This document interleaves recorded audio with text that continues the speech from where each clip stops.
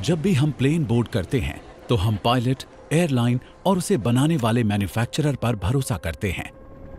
वो मेरे लिए न्यूयॉर्क से निकलने वाली एक आम फ्लाइट थी। ट्रैवल के लिहाज से फ्लाइट सबसे सुरक्षित होती हैं, लेकिन हादसे फिर भी होते हैं। मैं सोच रहा था कि उस प्लेन के साथ कुछ तो गड़बड़ है। सर्वाइवर स्टोरीज, एक्सपर्ट इंटरव्यूज और ब्लैक बॉक्स डेटा की मदद से हम इन खतरनाक फ्लाइट्स के भयानक लम्हों को देखेंगे। बहुत भगदड़ मच गई थी। लेकिन क्या उसका नतीजा कुछ और हो सकता था?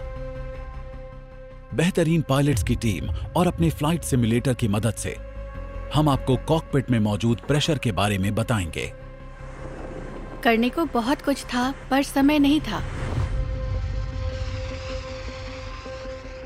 फेलियर होने पर हमारे कमर्शियल, एरोबैटिक और मिलिट्री पायलट्स को तेजी से जिंदगी और मौत से जुड़ा फैसला लेना होगा। नोज को ऊपर करने में दिक्कत हो रही है। मैडे मैडे मैडे। उनकी अलग अलग ट्रेनिंग नतीजों पर कैसे असर डालेगी? फ्लाइट कंट्रोल में प्रॉब्लम है, एयरप्लेन को कंट्रोल करने में दिक्कत हो रही तो है। मुझे घबराहट हो रही है। उनके पास हादसे की जानकारी है, तो वो नतीजों को कैसे बदल पाएंगे? उन्होंने बस कहा कि क्रैश लैंडिंग की तैयारी करो। उन्होंने कहा जिंदगी या मौत। –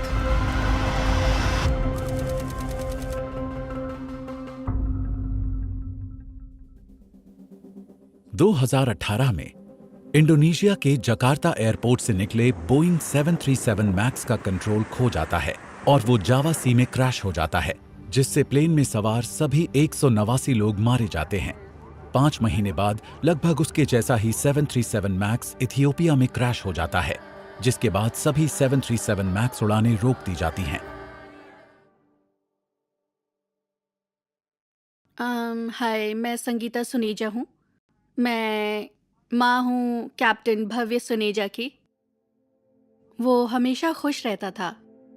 वो बहुत सारे एनसाइक्लोपीडियाज और टीवी शोज देखता था। मेरा मतलब कि एविएशन से जुड़ी हर चीज मैंने वो सब देखा था।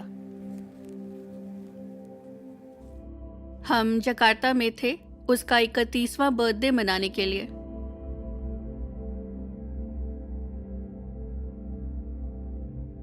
हमने आखिरी बार उसे तभी देखा था।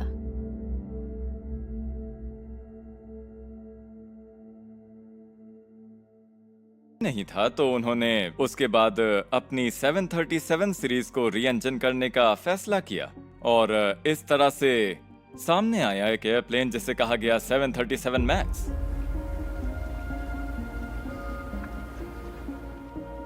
बोइंग 737 मैक्स को कंपटीशन में उतारना चाहती थी।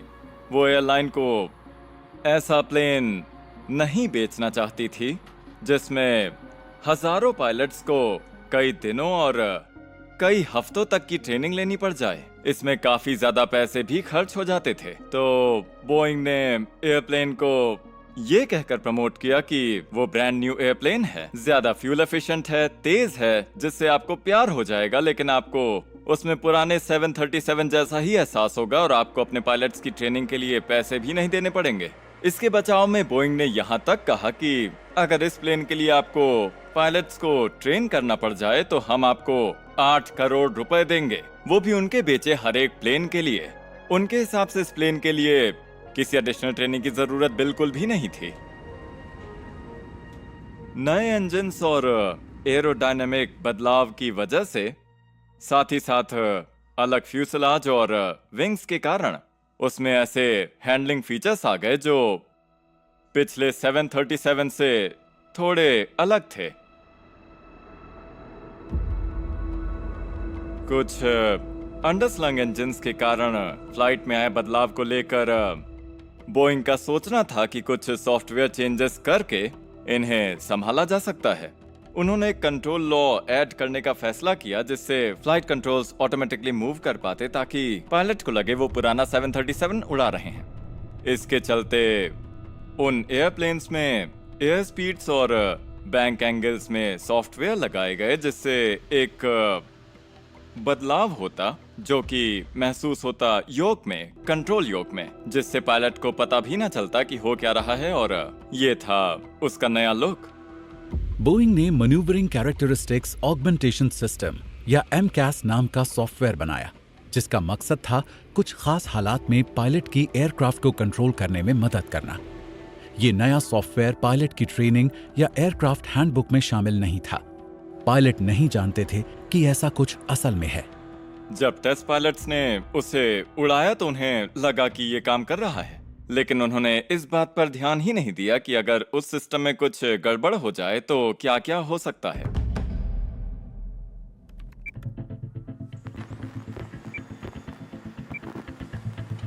फ्लाइट को एक्सपीरियंस और इन्वेस्टिगेट करने के लिए हमारे पास अपने सिम्युलेटर हैं, जिनमें बेहद मॉडर्न, एक्यूरेट कंट्रोल्स और state of the art software हैं। टेक्नोलॉजी के आगे बढ़ने के कारण जो सिम्युलेटर्स आमतौर पर एयरलाइंस, गवर्नमेंट्स और बड़े बिजनेसेस के लिए रिजर्व होते थे, अब दूसरे लोग भी उन तक पहुंच बना सकते हैं। तो चलो। ब्लैक बॉक्स डेटा में मौजूद जानकारी और कॉकपिट वॉइस रिकॉर्डिंग से हमारे पायलट्स फ्लाइट प्रोफाइल को ठीक से रिक्रिएट कर पाएंगे और हमें बता पाएंगे कि उस दिन कॉकपिट में क्या हुआ था। आज विंग कमांडर एंडी ग्रीन और पायलट डेव अनवेन बोइंग 737 मैक्स को उड़ाएंगे। उन्हीं फेलियर्स को एक्सपीरियंस करेंगे जो लायन एयर फ्लाइट 601 के क्रू ने किए थे। यहाँ मे डे सिचुएशन हो गई है।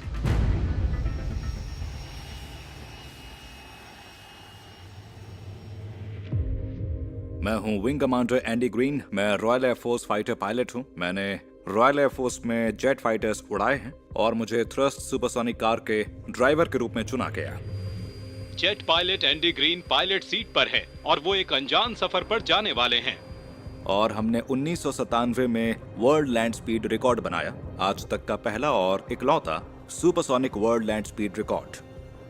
फैंटम फाइटर से पावर लेने वाले 2 जेट इंजन्स के साथ थ्रस्ट SSC ने करीब 1250 किलोमीटर पर आवर की स्पीड से वर्ल्ड लैंड स्पीड रिकॉर्ड बनाया।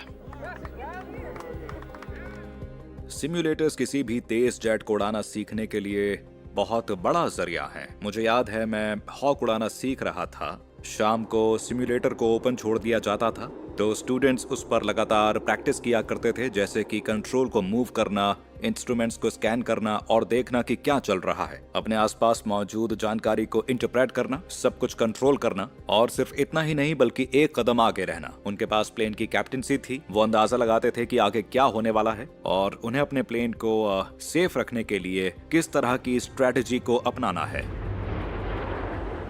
बात करें फैंटम जैसी चीजों की तो ये सब ज्यादा कॉम्प्लेक्स हो गया है। ज्यादा कॉम्प्लेक्स फ्यूल सिस्टम और कॉम्प्लेक्स हाइड्रोलिक सिस्टम और फिर वेपन्स और रेडार भी है। प्लेन को उड़ाने से पहले आप सब कुछ सिम्युलेटर पर सीखते हैं और आपको सिर्फ ट्रेनिंग के दौरान ही सिम्युलेटर इस्तेमाल नहीं करना होता, बल्कि महीने में एक बार उसे देखना होता है। अपने पूरे करियर के दौरान, मतलब प्लेन उड़ाने के दौरान जो भी आपके साथ होता है वो आपके लिए नया नहीं होता, बल्कि आपने उसकी प्रैक्टिस की होती है, इसलिए आप उन हालात से निपट सकते हैं।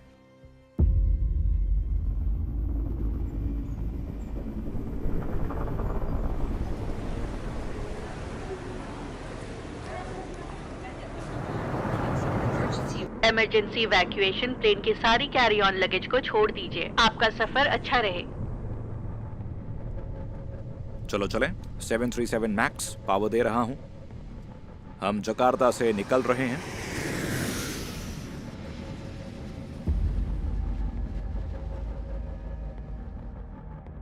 मैं 737 मैक्स के थ्रॉटल्स को ऊपर कर रहा हूँ, टेक ऑफ कर रहा हूँ। मेरा नाम है डेव अनविन। मैं पायलट और एविएशन जर्नलिस्ट हूँ। मैं 30 साल से उड़ान भर रहा हूँ और मैं लकी हूँ कि मैंने अब तक 300 तरह के एयरप्लेन उड़ाए हैं। घुमा रहा हूँ, हम ऊपर जा रहे हैं। Carriage up, flap two flap to.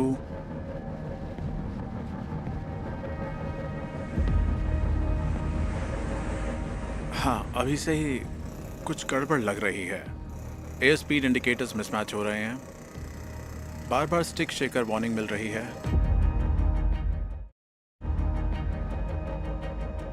Speed अलग अलग है तो आप सोच रहे हैं कि दोनों में से कौन सी स्पीड सही है। अगर कोई सही है भी तो दूसरा स्टिक शेकर बता रहा है कि आपकी स्पीड कम है, आप स्टॉल करने वाले हैं। और ये मेरे लिए बहुत ही बड़ी चेतावनी है। लेफ्ट 030 पूरा घूम गया है और मुझे प्लेन से वार्निंग मिल रही है। स्टिक शेकर अभी भी गड़बड़ है। अगर कोई एयरप्लेन अपनी मिनिमम स्पीड पर पहुंच जाए, अगर वो इतना धीमा हो जाए कि उसके विंग्स के ऊपर पूरी एयर फ्लो ना हो, तो आपको लिफ्ट पैदा करने के लिए लो प्रेशर एरिया नहीं मिलेगा। प्लेन अचानक आसमान से नीचे गिरने लगेगा। इसे स्टॉल कहते हैं। ऐसे में छोटी सी इलेक्ट्रिक मोटर कंट्रोल कॉलम को वाइब्रेट करने लगती है और स्टिक शेक करने लगती है। पायलट के लिए इसे इग्नोर करना मुश्किल है। एयरप्लेन की स्पीड को बढ़ाना होता है। आपको एयर फ्लो रीअटैच करने के लिए एंगल ऑफ अटैक को कम करना होगा। 045 पर टर्न कर रहा हूँ। असाइंड ऑल्टीट्यूड पर जा रहा हूँ।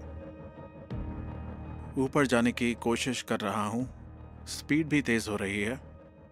एंगल ऑफ अटैक बहुत अहम चीज होती है एरोडायनामिक्स में।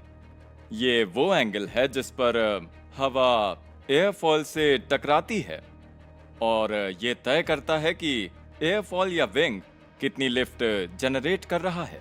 हालांकि अगर बार बार स्टिक शेकर वार्निंग मिल रही है, तो परेशानी प्लेन में नहीं बल्कि इंस्ट्रूमेंट्स ऐसी चीज डिटेक्ट कर रहे हैं जो हो ही नहीं रहा। तो एयरप्लेन असल में स्टॉल नहीं कर रहा, पर फिर भी वार्निंग मिल रही है। इसे डिजाइन किया गया है आपका ध्यान कैप्चर करने के लिए। ऐसे में वो वार्निंग मिलना अपने आप में बहुत बड़ी परेशानी थी। शायद कोई मॉनिटरिंग प्रॉब्लम हो। पता लगाना मुश्किल है क्योंकि मैं स्पीड बदल रहा हूं, जिसके लिए ट्रिम की जरूरत होगी। एक एयरप्लेन में पिच ट्रिम का इस्तेमाल उन कंट्रोल फोर्सेस को कम करने के लिए किया जाता है जिसकी जरूरत प्लेन को उड़ाते वक्त पायलट को होती है। प्लेन में एक हॉरिजॉन्टल स्टेबलाइजर होता है जो प्लेन की टेल पर होता है और इस 737 में ये मूव करता है ताकि आप एयर स्पीड और एटीट्यूड को मेंटेन कर सकें और आपको कंट्रोल योक पर बहुत ज्यादा जोर ना लगाना पड़े क्योंकि आप उन फोर्सेस को कम करने की कोशिश कर रहे हैं। इस एयरप्लेन की पिच ट्रिम में कोई ना कोई गड़बड़ जरूर है। इस परेशानी से अगले 3 से 4 घंटे जूझना बहुत मुश्किल होने वाला है। एयरप्लेन ने उड़ान भरी और एमकैस फेल हो गया क्योंकि वो एक एंगल ऑफ अटैक इंडिकेटर से गलत इनपुट ले रहा था। एंगल ऑफ अटैक प्रोब या सेंसर एक बहुत ही आम सा डिवाइस होता है। ये बिल्कुल किसी विंडमिल की तरह होता है जो एयरप्लेन की साइड में होता है और इस पोजीशन की वजह से ही ये एयरप्लेन के ऊपर या नीचे जाने की सिचुएशन में ही मूव करते हैं। और फिर इसके बाद आते हैं इलेक्ट्रिकल सेंसर्स जो उस डिवाइस पर एंगल को मेजर करते हैं और उसे प्लेन के फ्लाइट कंट्रोल कंप्यूटर में फीड भी करते हैं। ये पायलट के लिए ये देखने का एक और तरीका होता है कि प्लेन का विंग कहीं एरोडायनेमिकली स्टॉल्ड तो नहीं हो गया है और इससे हमें एयर स्पीड के अलावा भी और कई चीजों की सटीक जानकारी मिल जाती है। तो इस मामले में left angle of attack indicator में खराबी थी जिसके चलते कंप्यूटर ने सिग्नल दिया कि एंगल ऑफ अटैक बहुत ज्यादा हाई है जबकि प्लेन इतनी ऊंचाई पर भी नहीं था, सिर्फ उसका सेंसर खराब था। और उसी खराब सेंसर ने प्लेन से नोज को ऑटोमेटिकली नीचे करने को कहा जबकि पायलट को इसकी जानकारी भी नहीं थी। जब पायलट ने पिच ट्रिम को मूव करने की कोशिश की तो एमकैस रुक गया, वो डिसेबल हो गया और पायलट को लगा कि सब कुछ ठीक है। लेकिन फिर थोड़ी ही देर के बाद कंप्यूटर ये बताता है कि अभी भी गलत इनपुट आ रहा है और वो एयरप्लेन की पिच नीचे करने की कोशिश करता है। इससे होता ये है कि पायलट उस सरफेस को वापस पीछे ले जाने की कोशिश करते हैं और ये सब चलता ही रहता है। 10 सेकंड्स तक सब कुछ नॉर्मल चल रहा था और फिर उसके बाद एमकैस सिस्टम नोज को नीचे करने लगा जिसके कारण कंट्रोल योक पर फोर्स बढ़ गया और स्टेयर करना मुश्किल हो गया। बदकिस्मती से जिस दौरान मैं इस परेशानी पर काबू पाने की कोशिश कर रहा था तब एयर स्पीड बढ़ गई। ऐसे में आप जितना तेज जाएंगे उतना ही योक पर लोड बढ़ जाएगा और अब स्पीड बढ़ रही है तो नोज को ऊपर रखने में दिक्कत हो रही है। प्लेन के कैप्टन जो फ्लाइट कंट्रोल से जूझ रहे थे उन्होंने उसे अपने फर्स्ट ऑफिसर को दे दिया कि प्लेन की कमान अब आप संभालिए। इसके अलावा उन्होंने उन्हें कुछ भी नहीं बताया, बस उन्हें कंट्रोल पकड़ा दिया। फर्स्ट ऑफिसर के पास एयरप्लेन का कंट्रोल आने पर वो बहुत ही ज्यादा कंफ्यूज हो चुके थे। यहाँ मेडे जैसे हालात हो गए हैं, फ्लाइट कंट्रोल प्रॉब्लम हुआ है, मैं प्लेन को कंट्रोल नहीं कर पा रहा। पायलट के लिए अपनी पूरी जान लगाकर कंट्रोल योक को खींचना मुश्किल हो सकता है, पर वो भी MCAS पिच ट्रिम को बैलेंस करने के लिए काफी नहीं होगा। वो उसके लिए फिजिकली चैलेंजिंग था। उसके मसल्स में खिंचाव आ जाता। स्टिक पर बहुत ज्यादा लोड पड़ रहा है और मैं इसे कंट्रोल नहीं कर पा रहा हूँ। उनके पास वक्त नहीं था। जावा सी में क्रैश साइट पर सर्च और रेस्क्यू ऑपरेशन में पता चलता है कि प्लेन पर सवार सभी 181 पैसेंजर्स और 8 क्रू मेंबर्स मारे गए हैं। उस वक्त मैं FAA में काम कर रहा था और मेरा ऑफिस NTSB के साथ मिलकर जांच करता था एयर कैरियर एक्सीडेंट्स की। तो जब US का बनाया हुआ बिल्कुल नए डिजाइन वाला 737 मैक्स क्रैश हुआ था, तो मेरे पास एक कॉल आया और वो कॉल आते ही मुझे समझ में आ गया था कि कोई बड़ा हादसा हुआ है। मैं NTSB में 28 साल तक था और उस वक्त मैं किसी ना किसी तरह हर बड़ी इन्वेस्टिगेशन से जुड़ा हुआ था। NTSB इन्वेस्टिगेटर्स हमेशा तैयार रहते थे। वो नोटिफिकेशन मिलने पर एयरपोर्ट में बस 2 घंटे में पहुंच सकते थे। उस देश में NTSB independent accident investigation authority होती है। नेशनल ट्रांसपोर्टेशन सेफ्टी बोर्ड एक छोटी एजेंसी है जिसका काम ट्रांसपोर्टेशन एक्सीडेंट्स की जांच करना, उनके कारण का पता लगाना और उनसे जुड़ी रिकमेंडेशन देना है। जबकि FAA है एक सिविल एविएशन अथॉरिटी। वो एविएशन की हर चीज को रेगुलेट करते हैं, वो डिजाइन्स को अप्रूव करते हैं और रूल्स भी बनाते हैं। पर NTSB उसका हिस्सा नहीं होती और मुझे लगता है होना भी नहीं चाहिए। FAA के पास हालांकि काफी जानकारी रहती है और वो हर तरह से इन्वेस्टिगेशन का हिस्सा भी होती है और उसे ये कहकर इस जांच में लगाया गया था कि आपको NTSB के साथ मिलकर काम करना है। तो बोर्ड को तुरंत किसी को हादसे की जगह पर भेजना था ताकि लोगों को उस जगह से दूर किया जा सके, विक्टिम्स को बचाया जा सके। लेकिन NTSB के आने तक वहां कोई नहीं आया था और फिर उन्होंने अपनी जांच शुरू कर दी। वो एक इंडोनेशियन इन्वेस्टिगेशन थी। ऐसे में एक्सीडेंट इन्वेस्टिगेशन की इंटरनेशनल प्लेबुक कहती है कि जिस देश में एयरक्राफ्ट क्रैश होता है, वही देश उस क्रैश की इन्वेस्टिगेशन भी करता है।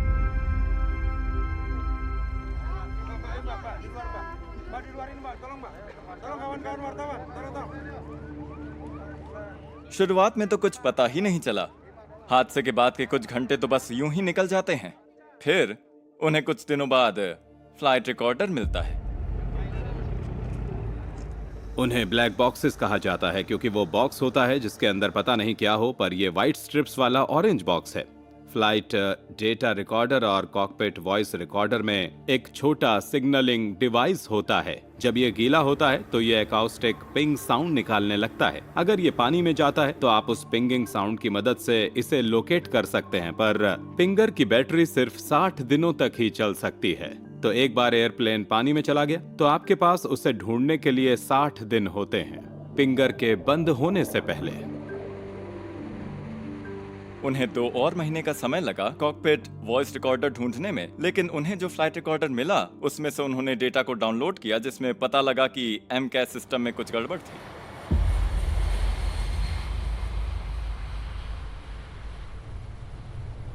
लायन एयर का वो प्लेन हादसे से कुछ ही महीने पहले फैक्ट्री से निकला था, शायद 3 या 4 महीने पहले ही।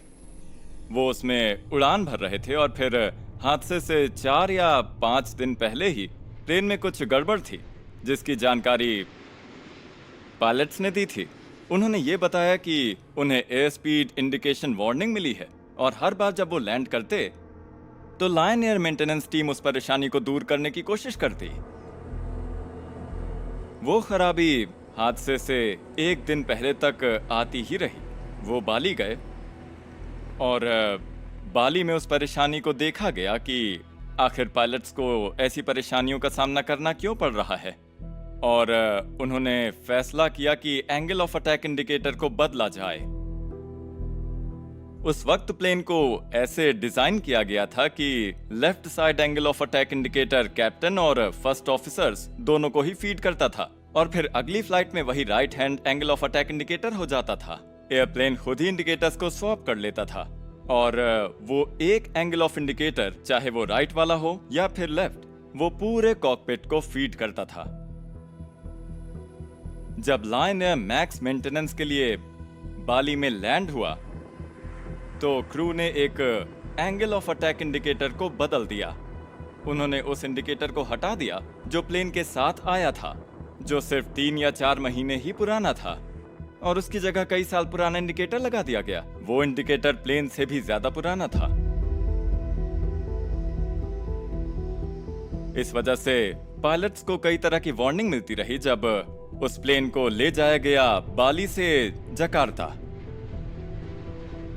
कुछ खास फ्लाइट्स को छोड़कर, यानी कि हादसे से पहले की फ्लाइट को छोड़कर, बाकी की फ्लाइट्स में एमकैस में खराबी होने पर पायलट्स उसे रीट्रिम करते और गड़बड़ सही ना होने पर वो फिर से ट्रिम करते और फिर भी सही ना होने पर वो सिस्टम को बंद ही कर देते, जो कि अंतिम ऑप्शन होता है जब आपके सामने एलिवेटर ट्रिम या पिच ट्रिम हो जाए। लेकिन फिर भी सिस्टम को बंद करने के बाद भी स्टॉल वार्निंग और स्टिक शेकर वार्निंग आ रही थी, जबकि सिस्टम को बंद किया जा चुका था। और इस तरह की वार्निंग जकार्ता पहुंचने तक आ ही रही थी। और आपको लगेगा कि ऐसे में पायलट्स प्लेन से उतरेंगे और ये कहेंगे कि ये प्लेन उड़ान नहीं भर सकता। मेरी नज़र में ह्यूमन फैक्टर्स और सेफ्टी पर्सपेक्टिव के नजरिए से देखें तो सबसे इम्पोर्टेंट बात ये थी कि उन्होंने किसी को नहीं बताया कि उन्होंने किया क्या था। आखिरकार उन्होंने ये नहीं बताया कि उन्होंने डिस्कनेक्ट किया था स्टेबलाइजर को प्लेन को फिर से अपने कंट्रोल में लाने के लिए। कुछ ही घंटे बाद कुछ और पैसेंजर्स ने जकार्ता से फ्लाइट ली और वही सब चीजें दोबारा होने लग गई थीं जो पहले से चल रही थीं। जैसे ही उन्होंने टेक ऑफ किया, एमकैस में गड़बड़ी हुई और प्लेन क्रैश हो गया। जांच के दौरान बहुत फ्रस्ट्रेशन हो रही थी। लैंग्वेज बैरियर था। इंडोनेशिया की ओर से जानकारी मांगी जा रही थी। FAA ने बोइंग से जानकारी मांगी तो काफी अफरा तफरी मच गई थी। जांच के करीब 2 हफ्ते बाद इंडोनेशियन से ये पूछा गया कि क्या वो बता सकते हैं कि आपने इंडिकेटर लगाने के बाद उसे वेरीफाई कैसे किया, क्योंकि उसके लिए एक सिंपल सा टेस्ट करना होता है। Angle of attack indicator mount करने के बाद आपको ये पक्का करना होता है कि वेन एंगल मैच कर रहा हो कंप्यूटर के आउटपुट से। उसके तुरंत बाद इंडोनेशियंस ने उन फोटोज को दिखाया जिनमें एक्सीडेंट फ्लाइट से पहले के मैकेनिक्स को टेस्ट किया गया था। और जब उन पिक्चर्स को देखा गया तो हमें लगा कि वो सिर्फ ये कन्विंस करने की कोशिश कर रहे थे कि एक्सीडेंट इन्वेस्टिगेशन अथॉरिटीज ये माने कि वो प्रोसीजर किया गया था।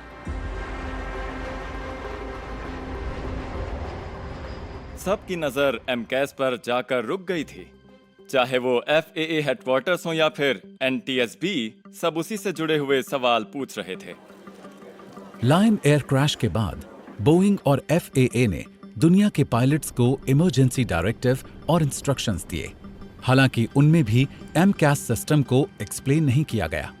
एडवाइजरी ने ऐसा कुछ दोबारा होने पर पायलट से स्टेबलाइजर ट्रिम को बंद करने के लिए कहा। सभी एयरलाइन ऑपरेटर्स को वो जानकारी मिली।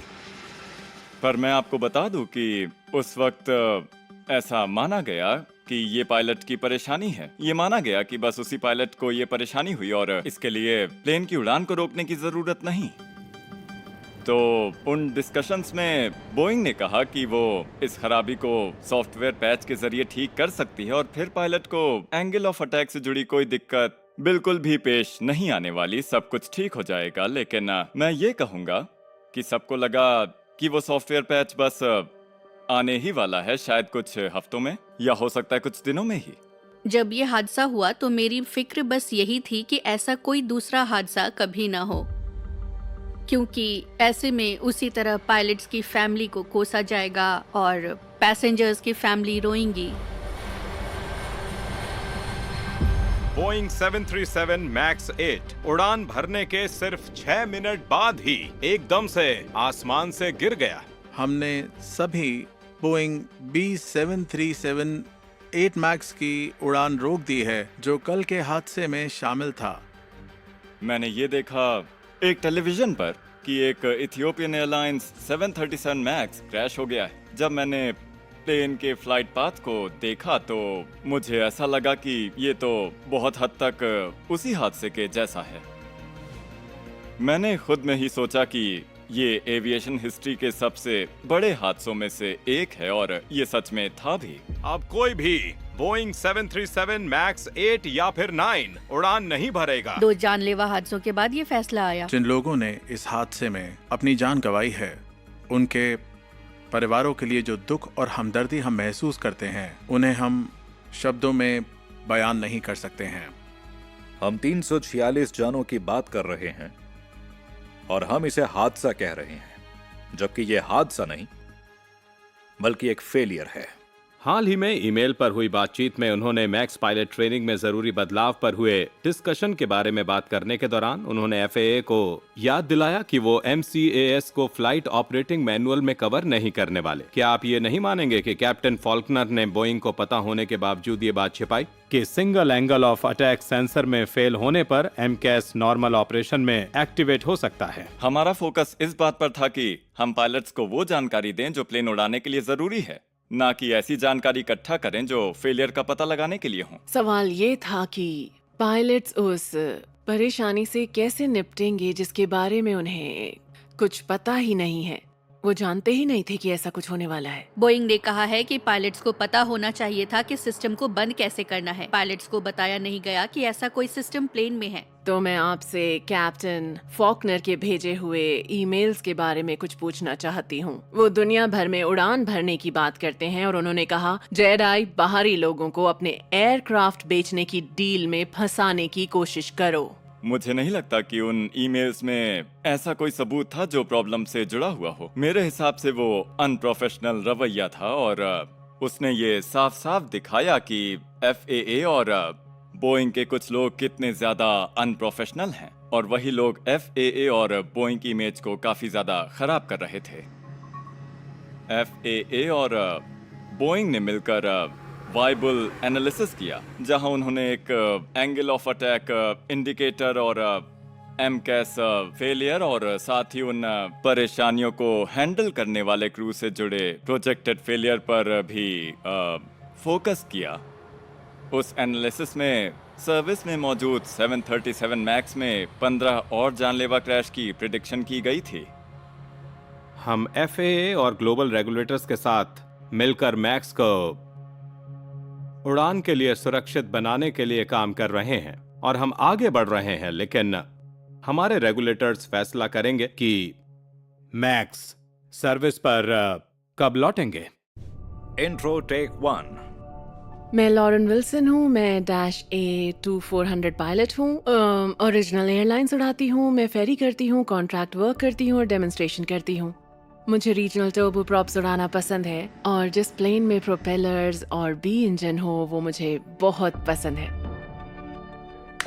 मेरा नाम है गाय वेस्टगेट। मैं एयरलाइन पायलट हूँ, और अगर मेरा सीना चीर कर देखोगे तो आपको उसके अंदर भी बोइंग लिखा हुआ दिखाई देगा। मेरा मतलब है कि मैं बोइंग प्लेन उड़ाने में काफी माहिर हो चुका हूँ।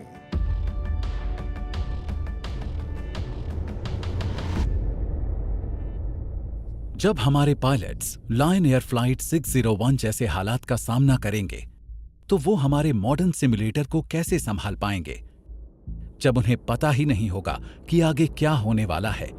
क्या वो वही करेंगे जो ओरिजिनल क्रू ने किया? मैं थ्रॉटल को लेकर आऊंगा आइडल पर जब तक वो स्टेबलाइज ना हो जाए, और फिर मैं उन्हें फुल पावर पर कर दूंगा। अब मैं सीधा देख रहा हूं, पैरों से स्टेयर कर रहा हूं। स्पीड बढ़ रही है, दोनों ठीक लग रहे हैं। मैंने 145 पर रिटेन किया है।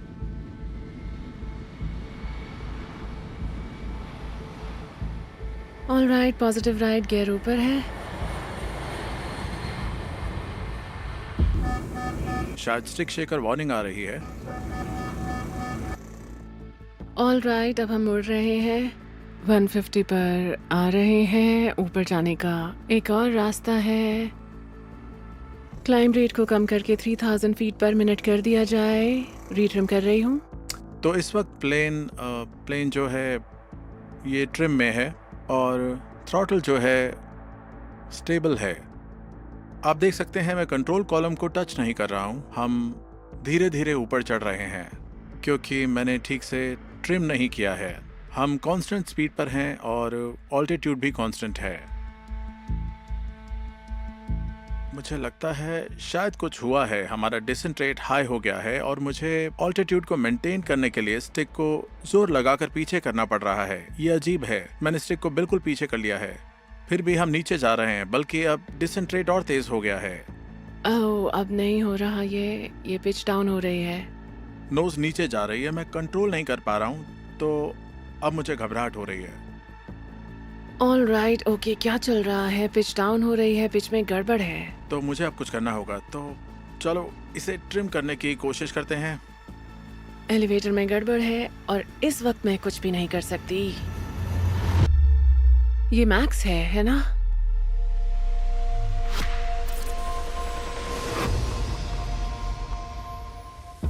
पायलट्स फिर से सिमुलेशन करेंगे, लेकिन इस बार उन्हें पता है कि क्या होने वाला है। उन्हें बोइंग MCAS सिस्टम की जानकारी है और उसे डिसेबल करने का तरीका पता है। अब भी एक्सेलरेट कर रहा है और फ्लैप्स जो हैं वो ऊपर हैं। 030 में जाना होगा। मैं लेफ्ट टर्न ले रहा हूँ 030 के लिए। फ्लाइट कंट्रोल्स पर मास्टर कॉशन वार्निंग आ रही है। मैं एलिवेटर अथॉरिटी का कंट्रोल खो रही हूँ। पिच अप करने से पिच डाउन हो रही है। चलो फिर से ट्रिम करते हैं। मेरी स्पीड अच्छी है, मेरी पावर अच्छी है और ऑल्टीट्यूड भी सही है।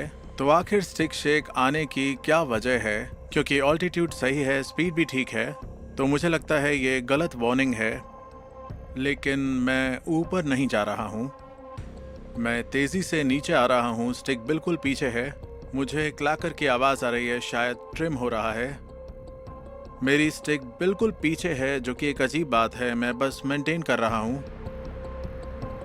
मैं पिच डाउन कर रही हूँ। मेरे ख्याल से स्टेबलाइजर काम नहीं कर रहा। मैं ट्रिम करने की कोशिश कर रही हूँ। चलो ट्रिम को डिसेबल करके देखते हैं। तो मैं ऑटो ट्रिम को कर देता हूँ डिसेबल। इलेक्ट्रॉनिक ट्रिम को डिसेबल करने से MCAS सॉफ्टवेयर एयरक्राफ्ट को कंट्रोल नहीं कर पाएगा। अगर पायलट स्टेबलाइजर ट्रिम सिस्टम को बंद कर देते तो उन्हें ना चाहते हुए भी ट्रिम को मैन्युअली पिच करना पड़ता और स्टेबलाइजर को कॉकपिट में मौजूद व्हील से मूव करना पड़ता। इलेक्ट्रिक ट्रिम ऑफ कर दिया है। क्या मैं इसे हैंड व्हील से भी ऑफ कर सकता हूँ? Come on. All right, manual trimming.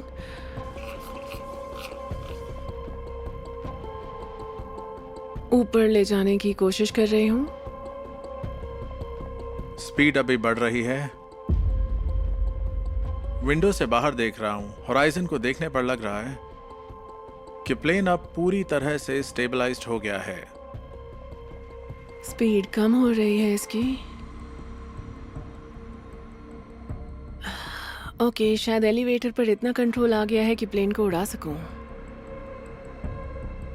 तो अभी लगता है कि एयरप्लेन ट्रिम और कंट्रोल में है। शायद मुझे वापस जाकर लैंड करना चाहिए। क्योंकि एयरप्लेन पूरी तरह कंट्रोल में है और अब हम इसे आराम से हैंडल कर रहे हैं। हालांकि स्टेबलाइजर ट्रिम काम नहीं कर रहा है, फिर भी मैं इमरजेंसी डिक्लेयर नहीं करना चाहती जिससे कि पूरा एयरपोर्ट ही बंद हो जाए। हालांकि मैं ये देख सकती हूँ कि हालात काफी गंभीर हैं। मुझे लैंड करना है तो मैं पैन कॉल का इस्तेमाल करूंगी, जो एक मेरे इमरजेंसी से थोड़ा कम सीरियस होता है। इस बारे में काफी बहस हुई कि वो पायलट्स स्टेबलाइजर ट्रिम फेलियर को पहचान क्यों नहीं पाए, जबकि ये तो पायलट्स की ट्रेनिंग का एक बहुत ही अहम हिस्सा होता है। उन्हें पता होना चाहिए था। इस बारे में लोगों की दो राय है। एक ये कि वो पायलट्स उन हालात के लिए उतने अच्छे से ट्रेंड नहीं थे। उन्होंने कहीं उसे पढ़ा तो होगा पर जरूरत पड़ने पर वो उन्हें याद नहीं आया। और दूसरा कि वो कोई क्लासिक पिच ट्रिम रनअवे बिल्कुल भी नहीं थी। वो ऐसा सिनारियो था कि वो परेशानी आ रही थी, जा रही थी, पर शायद इस बात से pilots stand by stabiliser trim runaway से डिस्ट्रैक्ट हो रहे थे। जिसकी वजह से वो कट ऑफ स्विच दबा देते। लेकिन मिलिट्री में ट्रेनिंग लेने वाले पायलट्स और आम एविएशन पायलट्स भी ये बता सकते हैं कि उन पायलट्स को वो जानकारी तो होनी ही चाहिए थी, खासतौर पर तब जब उन्होंने इस परेशानी का सामना 15 से 16 बार कर लिया था, कोई एक बार नहीं। MCAS फेल हो गया था। मैं समझ सकती हूँ कि जब क्रू के सामने ये परेशानी आई तो उनके लिए ये नई चीज थी। उन्होंने ऐसा कुछ नहीं देखा था। उनकी एयर स्पीड मैच नहीं हो रही थी, ओवर स्पीड्स और अंडर स्पीड्स की वार्निंग्स मिल रही थी, जबकि इन दोनों चीजों को एक साथ नहीं होना चाहिए। लगातार अलार्म्स बज रहे थे, हर चीज उनके सब्र का इम्तिहान ले रही थी। वो कुछ नहीं कर सकते थे, तभी प्लेन की पिच फॉरवर्ड हो रही थी। मेरे ख्याल से उन हालात में स्टेबलाइजर फेलियर को पहचान पाना मुश्किल था, और मुझे ऐसा लगता है कि ऐसा शायद ही कोई कर पाता। उन्हें ट्रिम कट आउट करना था और उनके पास इतना एलिवेटर कंट्रोल ही नहीं था कि वो पिच अप कर पाते। मैं सोच भी नहीं सकती कि वो कितने भयानक हालात होंगे। आप ऐसी कंडीशन में जहां प्लेन जमीन की ओर जा रहा है और आप इस बारे में कुछ नहीं कर सकते, उस वक्त उस क्रू पर जो बीत रही होगी उसे सोचना भी बहुत मुश्किल है।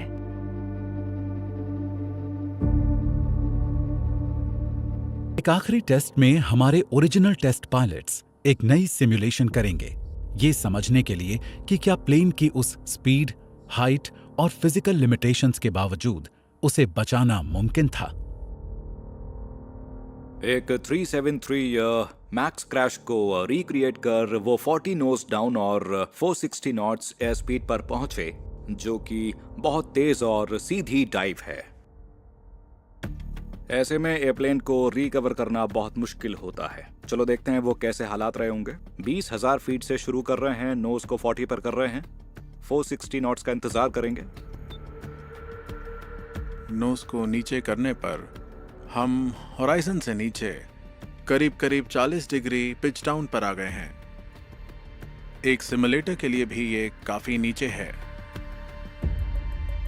हम ऊपर जा रहे हैं, 40 डिग्रीज नोज डाउन है। हम और तेज जा रहे हैं, रफ्तार तेजी से बढ़ती जा रही है। अब भी 40 डिग्रीज नोज डाउन है, 480, 490। थ्रॉटल्स को बंद कर रहा हूं। 40 नोज डाउन है, रिकवर कर रहे हैं।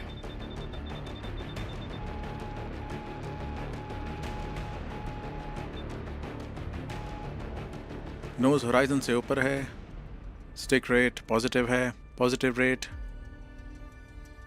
5,000 फीट। पहली कोशिश में हम प्लेन की जी लिमिट के ऊपर थे, यानी कि 2.5 जी पर। तो प्लस 2.5 का मतलब है कि ग्रेविटी की फोर्स से 2.5 गुना ज़्यादा। इसका मतलब है कि अगर कोई प्लेन 200 टन वजनी है और आप कोशिश कर रहे हैं 2.5 जी पर डाइव से बाहर आने की, तो विंग्स पर पड़ने वाला वजन लगभग 500 टन के बराबर है। इससे आसानी से ओवरस्ट्रेस हो सकता है और स्ट्रक्चर टूट सकता है। इसलिए ये बात ज़रूरी है कि एयरफ्रेम की जी लिमिट को क्रॉस ना किया जाए। हमें ये फिर से करना होगा। जी लिमिट उतनी ही रखेंगे, इससे पता चलेगा कि कितनी जी लिमिट सेफ है। तो चलिए ट्राई करके देखते हैं।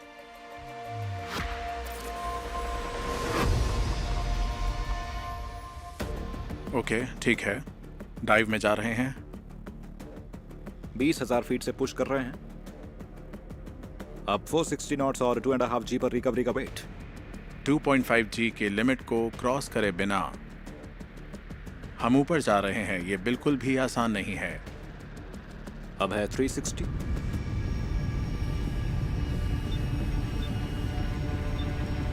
और 460 नॉट्स। 2.45, 2.48, 2.5, 2.55 थोड़ी सी ज्यादा है। ये योग पर बस कुछ किलो वेट ज्यादा है।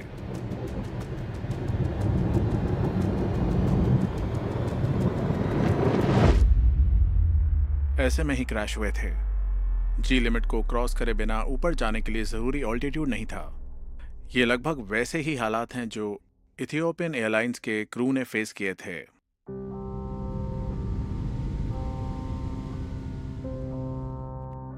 हमें ऊपर जाने के लिए 11,000 फीट की जरूरत पड़ी। हम 40 डिग्री नोज डाउन और 500 नॉट्स पर थे।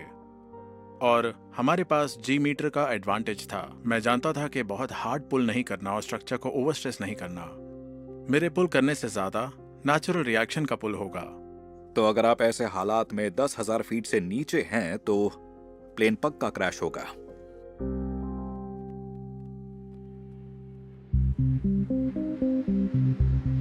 लाइन एयर एक्सीडेंट जिसमें 737 मैक्स क्रैश हुआ था, वो कई खराबियों का एक साथ मिल जाने का नतीजा था। 737 मैक्स को